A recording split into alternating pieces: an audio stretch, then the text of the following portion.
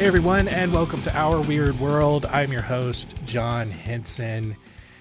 And oh boy, has it been a couple of weeks since I've recorded an episode. Like I said, if you've been listening for a while, you know I'm recording ahead because I have a kid on the way, and I just want to make sure I have enough episodes in the bank. So by the time this episode actually airs, this is, probably a couple of months down the road, but oh man, I got COVID again, which is just, it's not a fun time. Like, it's a very survivable illness, but it just doesn't go away. You're just done for a week, and it's not fun, at least for me. Just my throat just apparently develops knives and daggers, and just anytime I swallow, just stabbing myself in the neck, and it hurts, and I can't adjust my body temperature at all. Just get out of bed and I'm freezing, and then I get into bed and I'm sweating, and it's just, there's no in between. It's wild. So that's fun. And then grandma decides to just up and die, which I get it. Like, it's old people, it's what they do. But I don't know. This one, I think, hurt a little bit more because she was just so excited for her great grandchild, and to have that be a part of her life. And then all of a sudden it changed, and now she's gone. And so what are these emotions? No, let's get into story time.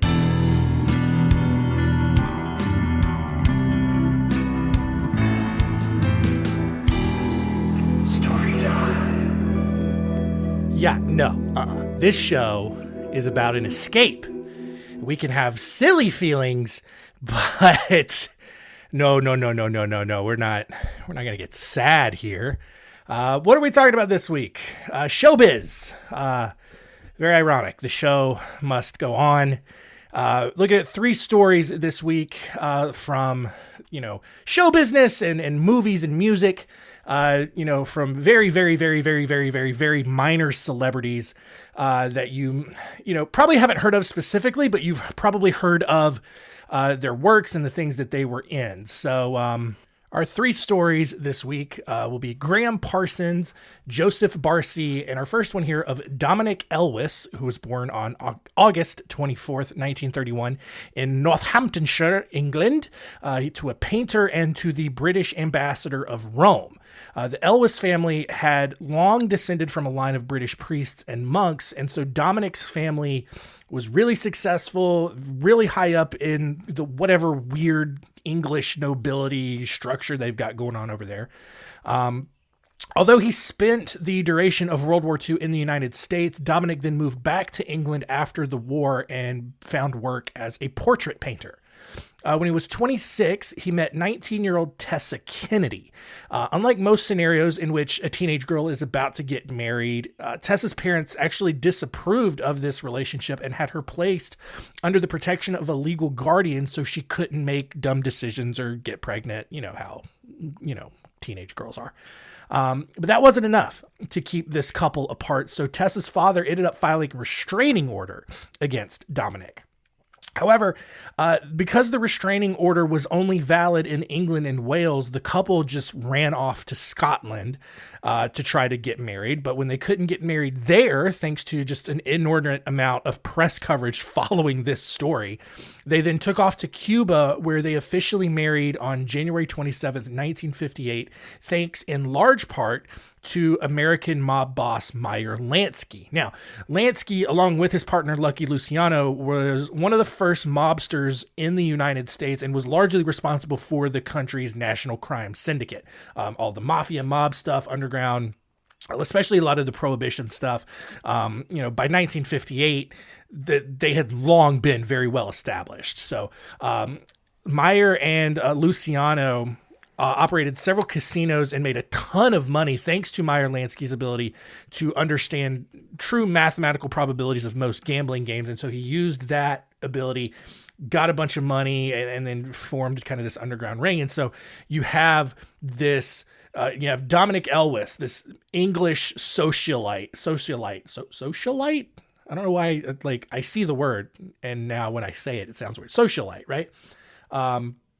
He's trying to marry this 19-year-old Tessa Kennedy. I don't think she's related to the actual, like, the famous Kennedy family, but it's this weird love story. The press has decided to latch onto it. Everybody's following it. They can't get married anywhere in Great Britain, so they go to Cuba, and basically the American mafia finances this wedding and makes it happen. This wedding was as extravagant an event that an organized crime boss could possibly throw, and was actually attended by several notable people, including Frank Sinatra, Ernest Hemingway, and Nat King Cole. The happy couple after the wedding tried to start their new life in Cuba, but that was quickly disrupted when Fidel Castro took over the country the following year. So rather than live in a communist state, the couple literally jumped on a raft and sailed to Miami. And upon arriving in the United States, they flew to Canada and had their marriage ceremony re-performed to make sure that their marriage was legally valid because, Cuba.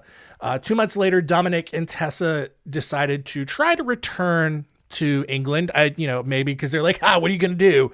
We're still married. But when the two arrived back in England, Dominick turned himself into authorities for violating the restraining order. But the presiding judge believed that Dominick truly loved Tessa, but commented that love was, quote, not readily convertible into bread and butter, whatever that means. British people and their sayings.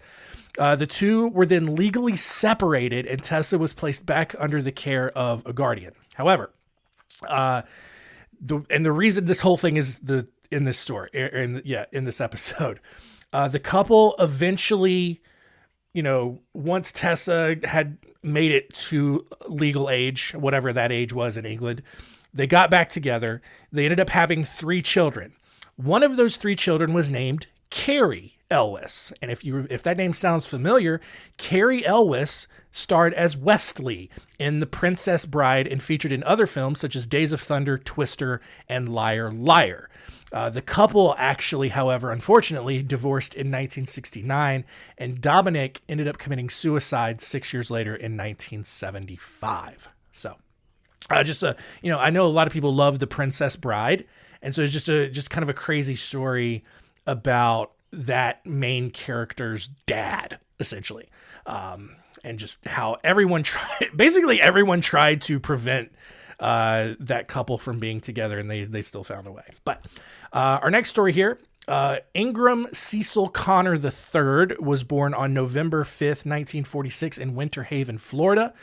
He eventually ended up going by the name Graham, which is probably smart because Ingram and Cecil, not the most, not the coolest names, I don't think. Graham's mother, although his family was super loving, super supportive, like not abusive or terrible at all, Graham's mother suffered from depression, and his father actually committed suicide when Graham was 12. There's a clear pattern developing here, just parents killing themselves. Graham's mother remarried soon after to a guy named Robert Parsons, and so Graham took his name. So that's how he went from being a Connor to being Graham Parsons. Graham was an extremely smart kid and went on to attend Harvard. And then after his mother died from cirrhosis from alcohol abuse, Graham developed a deep passion for music. And for some reason this bothers me, Graham, typically when someone has that as their name, it's spelled like Graham Cracker, like Graham, but Graham spelled it like the unit of measurement, like he just Gram, and that's it. I don't know why. It's what he did. So after his mother died from alcohol abuse and cirrhosis, Graham developed this super deep passion for music. By 1966, he had moved out to Los Angeles with his band, the International Submarine Band, where they signed a record deal and recorded an album. Although the International Submarine Band broke up before that album was ever released, Graham continued to find success as a musician. He joined a band called the Birds and then later the Flying Burrito Brothers. In 1970, he decided to pursue a solo career and actually toured with the Rolling Stones. He also got married and also got super into drugs, which is basically every musician in the 60s and 70s.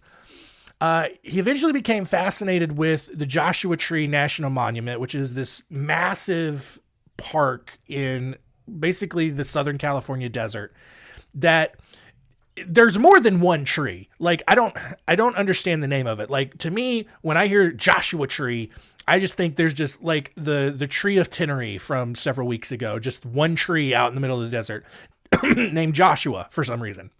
But no, there's a lot more trees in Joshua Tree National Park, but it's fine. In September 1973, after finishing up another recording session, Graham's manager, Phil Kaufman, encouraged him to go back to Joshua Tree to just kind of clear his head, reset, get more, refill his kind of creative tank. So on September 18th, 1973, Graham decided, well, he didn't decide. He just straight up overdosed on morphine while staying with a group of people at the Joshua Tree Inn. Margaret Fisher, Graham's old high school girlfriend who he was having an affair with at the time, she sees him overdose. She freaks out, throws him into a cold shower, and actually starts shoving ice cubes up Graham's butt, because apparently that's how you prevent someone from dying from an overdose. I did not know that, but for anyone out there, if your friend is doing too much drugs and they start overdosing, just take some of them big old ice cubes and start throwing them up there. I don't know what that's supposed to do. I'm not going to try it, if I'm being honest. No interest in seeing what that's like. But look, if you're one of those curious people out there, explore your bodies, people. Like, throw an ice cube up there, see what it does for you. I don't know. Maybe I don't know. I really don't know. When other people eventually joined, who had joined them on the trip, couldn't wake Graham up, they decided to call an ambulance, but Graham ended up dying at the hospital the next day.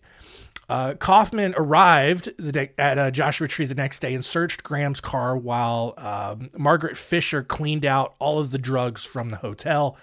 When they were both done, Kaufman drove Fisher and another woman back to Los Angeles to avoid police in case they ended up being named as suspects in Graham's death. Upon arriving back in Los Angeles, Kaufman learned that Graham's body was in the process of being shipped from Los Angeles to New Orleans for the funeral.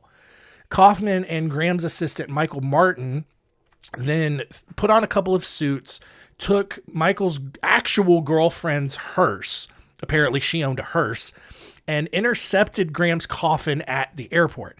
And so, basically disguising themselves as funeral home workers, Kaufman and Martin claimed that Graham's family had actually arranged for a chartered flight to New Orleans from the nearby Van Nuys airport. Although the cargo manager had no transfer request with the papers for it, like basically saying, yes, these people are telling the truth, you should turn this coffin over. He had none of that, but didn't matter. He turned the body over to Kaufman and Martin anyway. So a nearby police officer actually helped Kaufman and Martin load Graham's casket into the hearse and then watched as Michael Martin, who was completely wasted throughout all of this, drunkenly drive the hearse right into a hangar wall at the airport. For some reason, though, the officer didn't do anything. And maybe, I don't know when DUIs became a thing, but I don't know, it's the 70s in California. Police aren't doing anything, as we've seen in countless serial killer stories. They're just existing in a uniform, not really doing their job. So after he drives the car into the airport hangar, he backs out, and Martin and Kaufman drive off with the body. The two arrive in Joshua Tree a few hours later, opened up the casket, doused it with gasoline, and then set it on fire. Why they're doing all of this, I have no idea.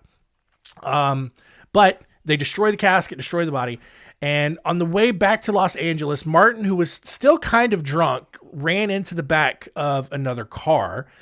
And when several beer cans fell out of the car as Martin got out, the responding officer to the accident handcuffed Martin and went to check on the other victims in the fender bender.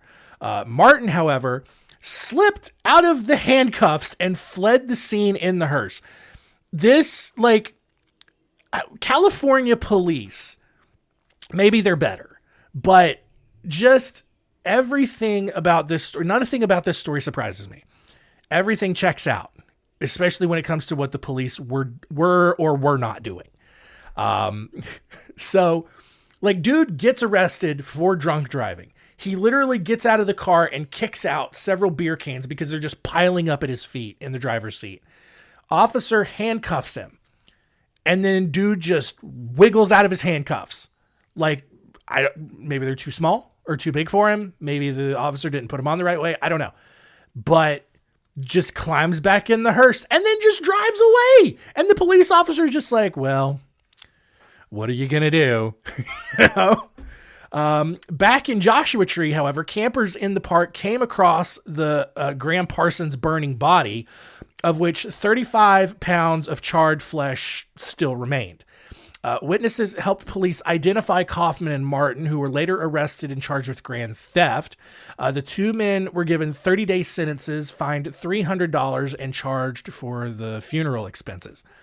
Although he never really seemed to have like a particularly notable song, Graham Parsons has actually been credited for creating the alt country genre. And alt country is basically like the opposite of every kind of country music you hear today. Like, alt country is like, to me, it's like legit country music, right? It's the Dwight Yoakams. It's probably like more modern, like Tyler Childers. I don't know if you can hear it's thunderstorming outside right now. It's very nice, but the dog's freaking out and whatever. But like more modern is like the Tyler Childers, maybe like Chris Stapleton's, stuff like that, where it's like legitimate lyrics and like heartfelt things and not like trucks and going down to the lake and this is my America. You know, all the songs that I'm making fun of at the end of these shows. But he was ranked as number 87 on Rolling Stone's 100 Greatest Artists of All Time list in 2005. And here is a little bit of Graham Parsons. In my hour of darkness, in my time of need, oh Lord, grant me vision.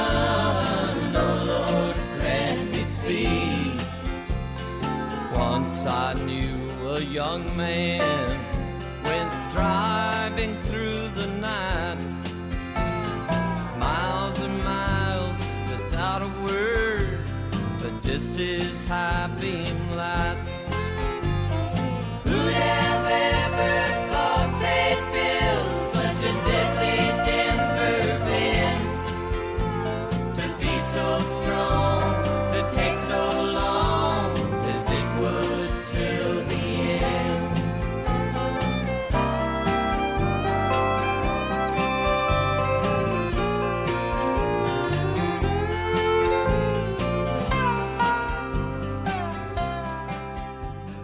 All right, there you go. So yeah, you know, just like that country sound to it, but like legitimate like feeling and lyrics and stuff like that. So just unique to that style. Now, basically, so the whole moral of that story is this guy, you know, was a recording artist, and then after he overdosed on drugs, a couple of people basically just really mutilated his body for some reason. It's still not really clear why they did all that. Also, behind the scenes, while I was putting that music in there, thunderstorm outside really kicked up. Had a couple of nice, very bright flashes of lightning followed by very loud claps of thunder. The dog's losing her mind right now. Even the cat's had enough. So, here comes another one.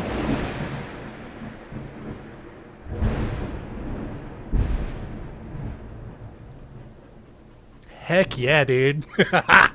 Oh man. I can see on the recording that got picked up. So that's pretty sweet.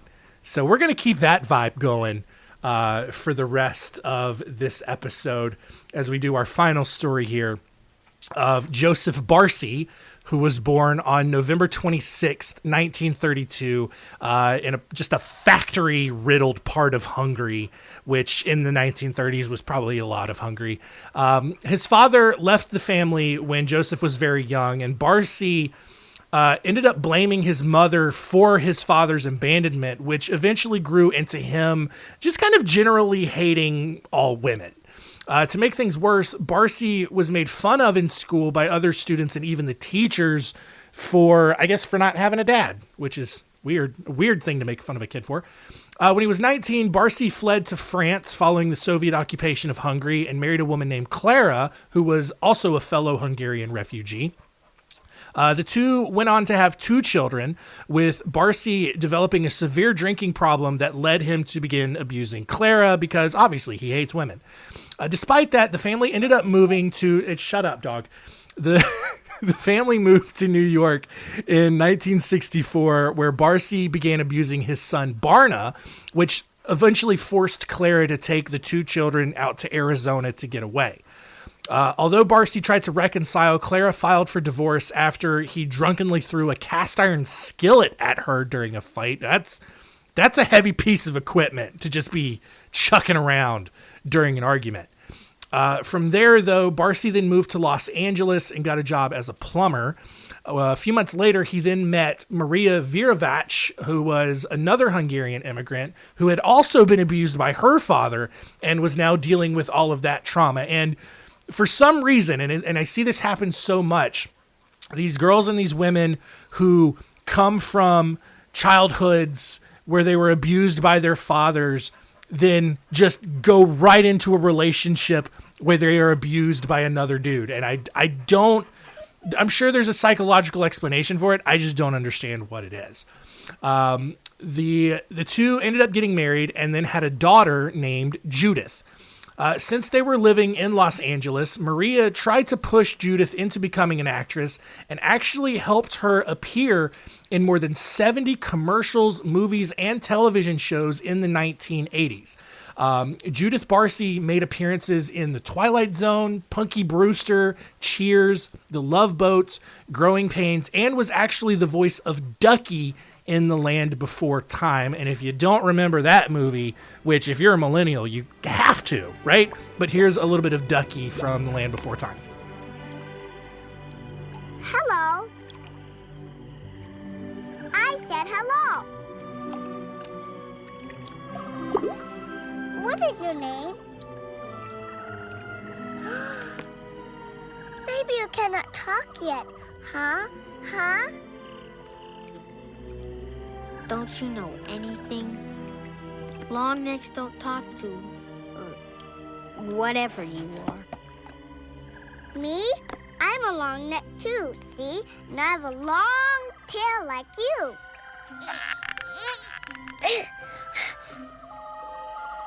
All right. I am not a long neck. I'm a big mouth. But I am all alone. I am. So yeah, I know I watched this movie a lot when I was a kid, and I'm playing that clip now because it's just gonna get sadder. So where are we?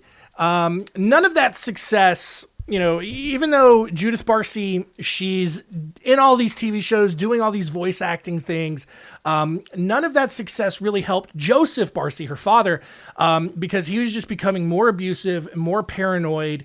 He routinely was threatening to kill himself and the rest of the family.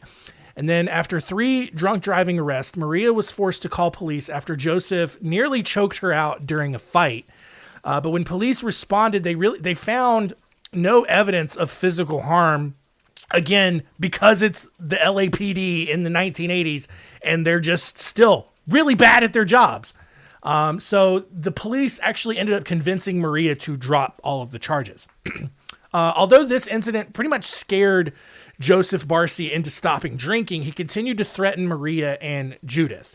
And so before Judith left to shoot Jaws the Revenge, Barsi legitimately threatened to slit her throat if she didn't come back, which logistically raises a few questions. First of all, how's he gonna, if she doesn't come back, how's he gonna slit her throat? He's got to go track her down, which might be very hard to do. Also, I don't know, just not like, well, what are you going to do if I do come back? Like, I don't know. It just seems like a very weird threat to make. He also threatened to burn the house down if Judith and her mother left and didn't come back, which again, also doesn't seem like that would really affect them in the end. Like, these are just the threats and ramblings of this mentally unstable, crazy person. But eventually the abuse became too much, and Judith actually started gaining weight. She started plucking out her eyelashes and pulling out her cat's whiskers.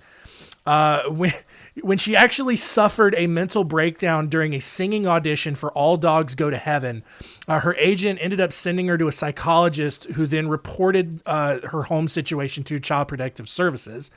When CPS caseworkers showed up to investigate, Maria convinced them that it was no big deal and that she promised to divorce Jozsef, which should obviously fix everything.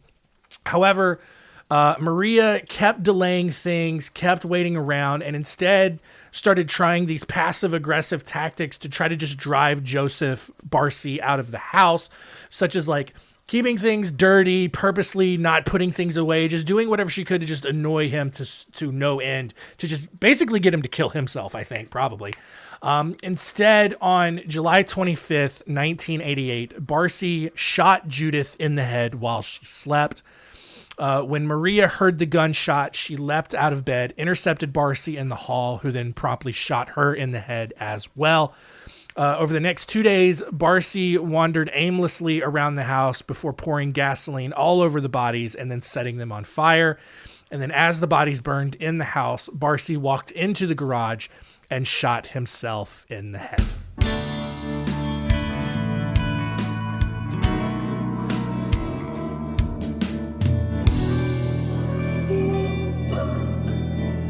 All right, we're a real bummer into the stories today. But yeah, man, these stories about show business and some actors and people that you may or may not have known about in the books. So let us recap as the thunder continues to rumble and see what we learned today.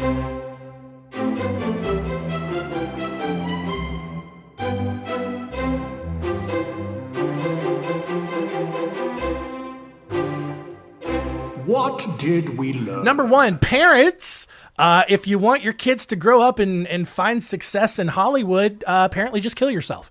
That is the moral of the stories today. Just a lot of tragedy, but inspires young children to really reach for the stars, clearly. Number two, Graham Parsons, recording artist, very influential in the country music scene, overdosed on morphine, and then two dudes just inexplicably stole his body and tried to burn it in the desert. I don't know why. Maybe to hide the fact that he overdosed. I have no idea. No clue why they did it. And then number three, Judith Barsi, a very talented child actress, did a lot of voiceover work. I do believe All Dogs Go to Heaven was her final work that she is credited for. But yeah, just a lot of work that she did, but terrible home life, and was eventually murdered by her own father.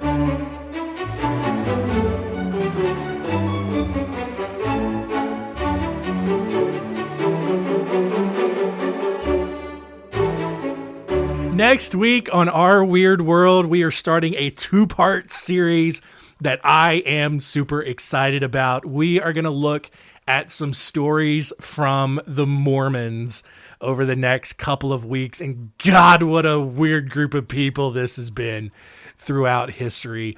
Look, I'm not going over their silly religion and all the things that they believe. You can look that up for yourselves. They just got into all kinds of shenanigans, just crazy shenanigans, all kinds of cults forming out of this, which is obviously what happens when you found your religion on someone who's just making things up as he goes to begin with. But next 2 weeks, looking at some stories from the Mormons. Next week specifically, we are looking at the Morrisite War, the story of Adam Swap, and the Church of the Firstborn of the Lamb of God. And that's another thing, man. They love long names and things.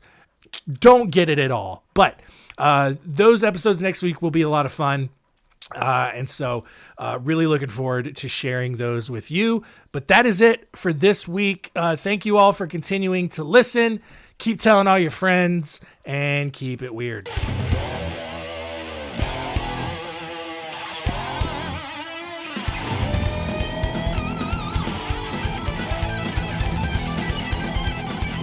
Oh, I have a lot to say. I was thinking on my time away. I miss you, and things weren't the same. 'Cause everything inside, it never comes out right. And when I see you cry, it makes me want to die. I'm sorry you're bad. I'm sorry you're blue. I'm sorry about all the things I said to you. And I know I can't take it back. I love how you kiss. I love all your sounds. Baby, the way you make my world go round. I just wanted to say, I'm sorry.